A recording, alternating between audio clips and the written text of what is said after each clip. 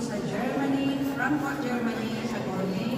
At saka nagpasalamat kami sa apat ng bisita na pumunta galing pa sila sa Netherlands, Den Haag.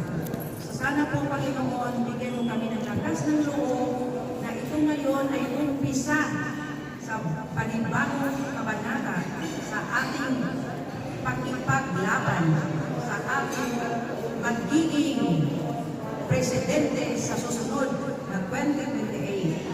Ito namin ngayon, pinadalanin po namin ang mga naririto at saka mga bisita natin na bigyan tayo ng biyaya, bigyan tayo ng malakas ng katawan.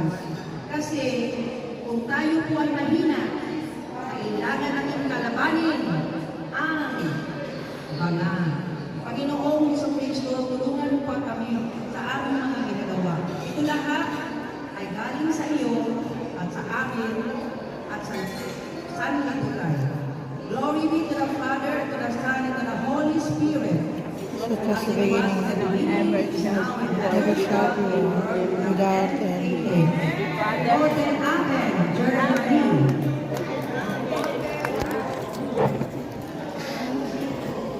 In behalf of other Filipinos who would have wanted to join us in